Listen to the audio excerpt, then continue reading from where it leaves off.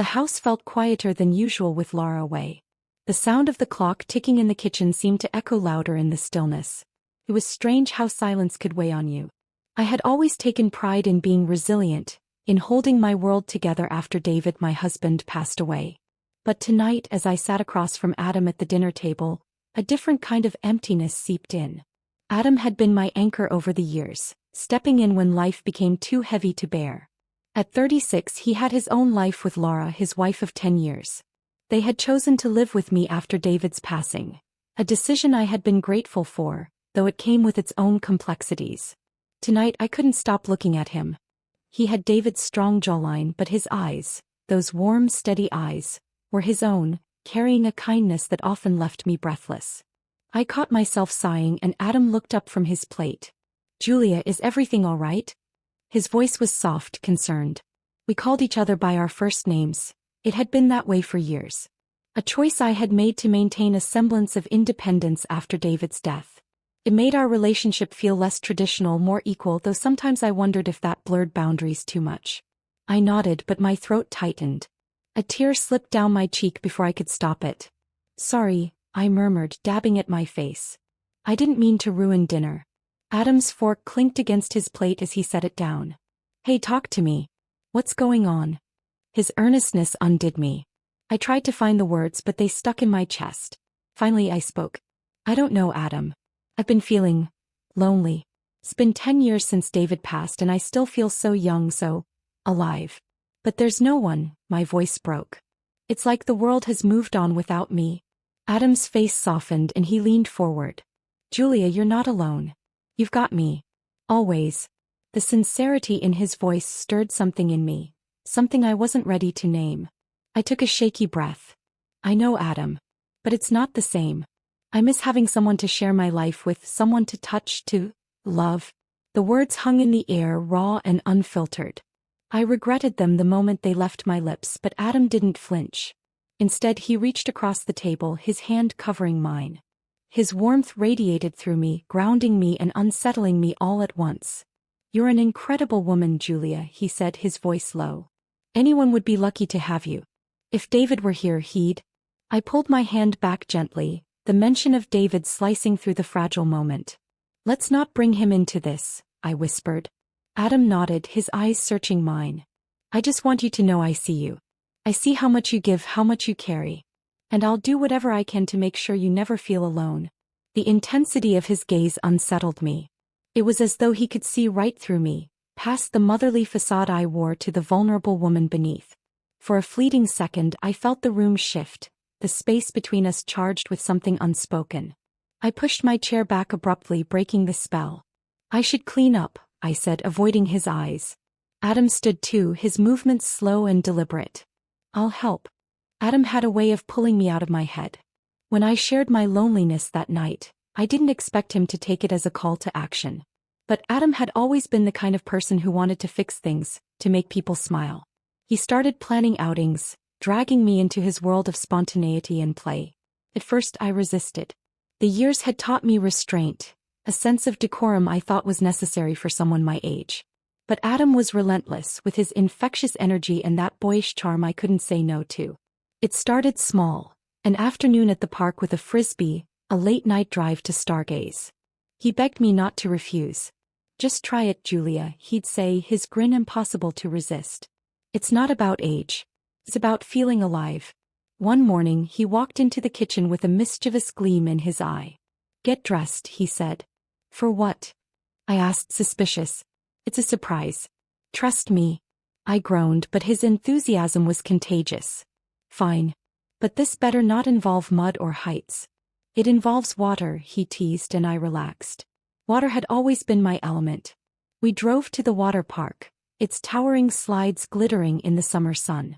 My heart raced as we stepped through the gates, the scent of chlorine and sunscreen filling the air. It had been years since I'd been to a place like this, years since I'd let myself do something so unserious. As we found a spot to leave our things, I pulled out my swimsuit from the bag. Adam caught my hesitation. "Go change," he encouraged. "It's going to be fun. Promise." In the changing room I slipped into the sleek black suit. The mirror reflected a body honed by years of yoga and careful living. For the first time in a long time, I allowed myself to admire it. When I stepped out to meet Adam, his reaction took me off guard. "Wow," he said, his eyes widening. "You look amazing, Julia." I felt heat rush to my face, but there was no mistaking the sincerity in his voice. "Stop," I said, waving him off. But I couldn't suppress the flicker of pride his words ignited. We spent the morning floating in lazy rivers, wading through splash pools and racing down smaller slides. I laughed more than I had in years, the sheer joy of the moment washing away my self-consciousness. Then Adam pointed to the tallest slide in the park, its twisting shape looming against the sky. "No way," I said, shaking my head. "Come on," he pleaded. "You can't back out now. Adam, that thing is massive. People scream going down that slide." "That's the point," he said, his grin devilish. "You'll feel like a kid again." I groaned but followed him up the winding staircase. By the time we reached the top, my legs were shaking. The view was breathtaking, but so was the drop. "I don't think I can do this," I admitted, clutching the railing. Adam came to my side. "We'll go together," he said gently. "I'll sit behind you. You'll be safe." I hesitated, but his calm confidence was reassuring. Before I knew it, I was seated on the slide, Adam right behind me.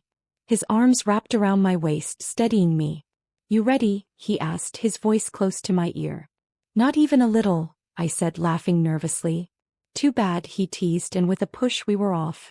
The rush of wind stole my breath, the slide twisting and turning beneath us as water sprayed everywhere.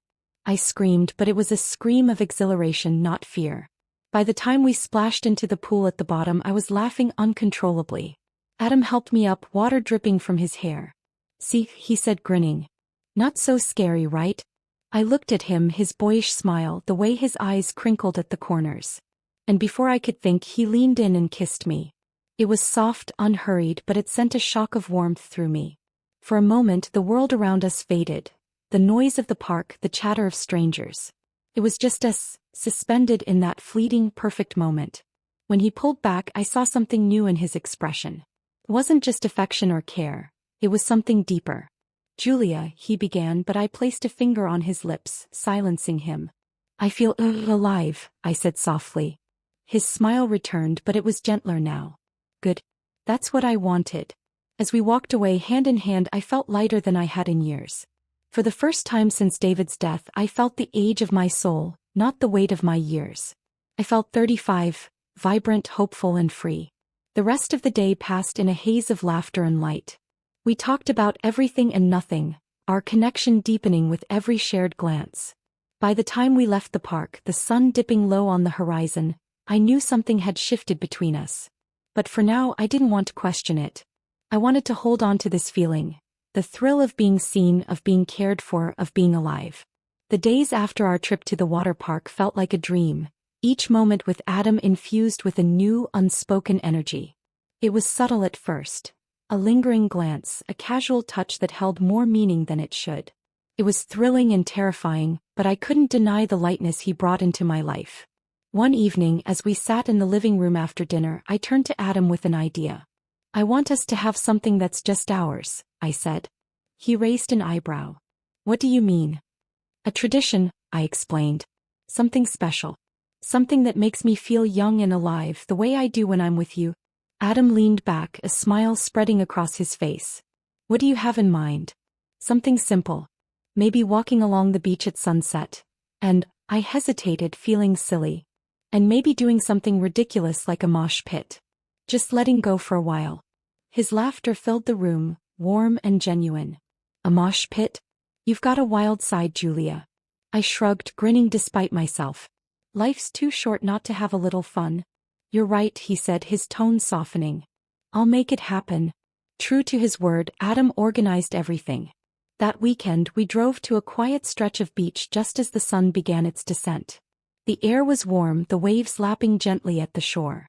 He had brought a speaker, and as soon as we stepped onto the sand, he turned on the music. A mix of rock, pop, and whatever else he thought might make me smile. We started with a walk, the golden light casting long shadows behind us. Adam kicked off his shoes and rolled up his pants, letting the water splash over his ankles. "It's beautiful here," I said, my voice low. "It's more beautiful with you here," he replied, his eyes meeting mine. My heart fluttered, but I looked away, focusing on the horizon.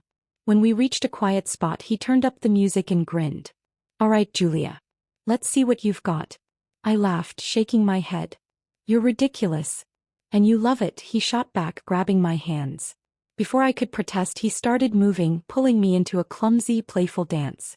I couldn't help but laugh as we stomped and spun, the world falling away in the face of our joy. By the time the song ended, we were breathless, collapsing onto the sand in a fit of laughter.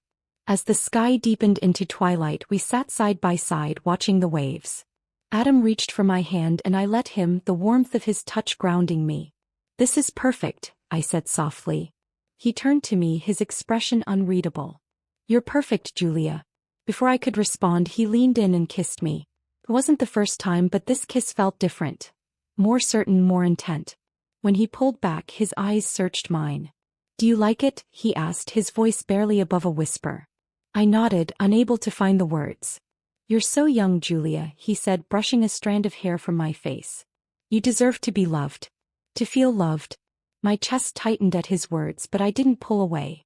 In that moment, the doubts, the fears, they didn't matter. All that mattered was how he made me feel. Seen, cherished, alive. What began as stolen kisses quickly became something more. The boundaries between us dissolved as we gave in to the connection that had been simmering for months.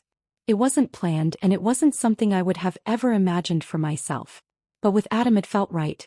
We spent our days navigating the careful balance of normalcy, but our evenings were ours.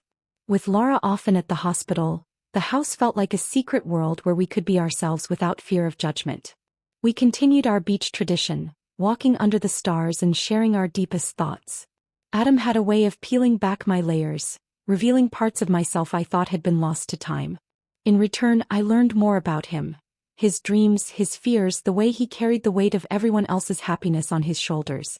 One night, as we lay on a blanket under the stars, Adam turned to me, his face shadowed but his eyes bright.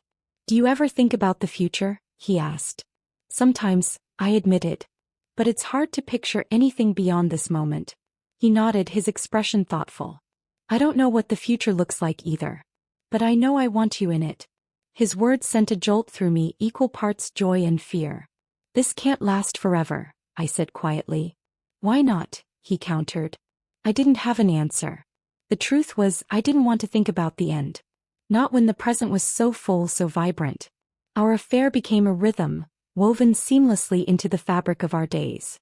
We were careful, always careful, but there were moments when the weight of our secret pressed heavily on me. "Do you ever feel guilty?" I asked one evening, my voice trembling. Adam looked at me, his expression earnest. "I feel a lot of things, Julia. But guilt isn't one of them. You make me happy. Don't we deserve that?" His words lingered with me, their simplicity both comforting and unsettling. The weeks turned into months, and the world outside our bubble remained blissfully unaware. Laura was too busy with her work to notice the subtle changes between us. To her, we were just Julia and Adam, family, friends, nothing more. But in the quiet moments when it was just the two of us, we were something else entirely. Something wonderful. Love. It wasn't a word I had dared to use for what was growing between Adam and me, but it had rooted itself deep in my heart. It wasn't a fleeting crush or a desperate grasp at youth. It was something real, tender, and undeniable. Adam and I had grown inseparable. Our walks on the beach stretched longer, our conversations deeper. We kissed without restraint, held hands in the quiet sanctuary of the house, and laughed like we were discovering the world anew. I felt alive in a way I hadn't since David's passing. And for the first time in a decade I felt loved. Not just seen but cherished, adored. One evening, as we sat on the back porch, the soft hum of cicadas filling the air, I turned to Adam with an idea that had been brewing in my mind. "Have you ever done yoga?" asked, my voice light. He smirked, leaning back in his chair. "Not unless you count the time I tried to touch my toes and nearly pulled a muscle." I laughed, nudging him playfully. "You should try it. It's relaxing and grounding." "Grounding, huh?" His grin widened. "All right, Julia. Teach me your ways." The next night we rolled out mats in the living room. The furniture had been pushed aside to make space, and the glow of a single lamp cast long warm shadows on the walls. "This is going to be a disaster," Adam joked as he stood at the edge of the mat, his arms crossed. It's about effort, not perfection, I teased, pulling my hair into a loose bun. Just follow my lead. We started with simple poses. Mountain, downward dog, warrior. Adam's movements were awkward at first, but his determination made me smile. See? You're getting it, I encouraged as he wobbled in tree pose. I feel like a very unstable tree, he muttered, but the laughter in his voice told me he was enjoying himself. As the session progressed, I guided him into deeper stretches. There were moments when our hands brushed or our bodies aligned, and the closeness sent a rush of warmth through me. When we moved into partner poses, the air shifted. I showed him how to sit back to back for a gentle spinal twist, our breaths sinking as we leaned into each other. His presence behind me was solid, reassuring. You're really good at this, he murmured, his voice low. So are you, I replied, feeling his warmth seep through the thin fabric of my shirt. The final pose was a supported forward fold. Adam stood behind me, his hands resting lightly on my waist as I leaned forward.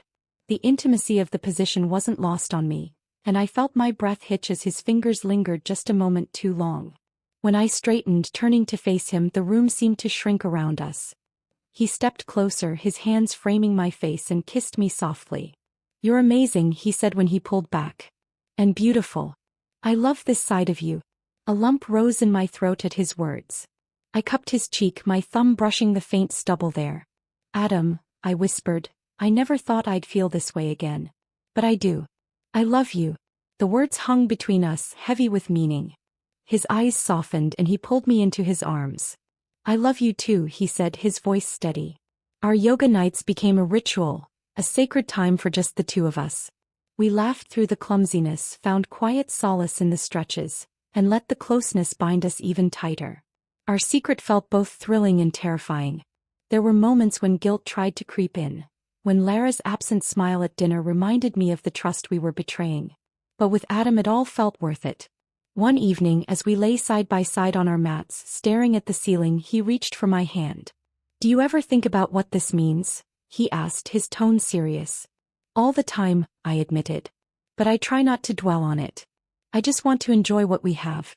He turned to me, his expression earnest. I don't want this to end, Julia. I don't want us to end. His words filled me with both hope and fear. The future felt like an unwritten chapter, its pages full of possibilities and risks. We'll figure it out, I said softly, squeezing his hand. As long as we have each other, we'll figure it out. The weeks that followed were some of the happiest of my life. We kissed and held each other at every opportunity, stealing moments in the quiet corners of the house. With Adam I felt young, vibrant, and alive. But life has a way of catching up no matter how carefully you try to outrun it. One evening, as we sat on the porch watching the sunset, Adam spoke the words I had been dreading. Julia, what if Laura finds out? The weight of his question settled over us. I didn't have an answer, not one that wouldn't sound selfish or naive. We'll be careful, I said finally. We'll protect what we have. But even as I spoke, I knew the fragility of our situation. The love we shared was real, but it was built on borrowed time. For now, though, we held on to each other, savoring the moments we had. In Adam's arms, I found a love I thought I'd lost forever. A love that reminded me of who I was, not just as a mother or a widow but as a woman. The world beyond our bubble might be waiting, full of questions and consequences. But in the quiet of that night, none of it mattered. All that mattered was us,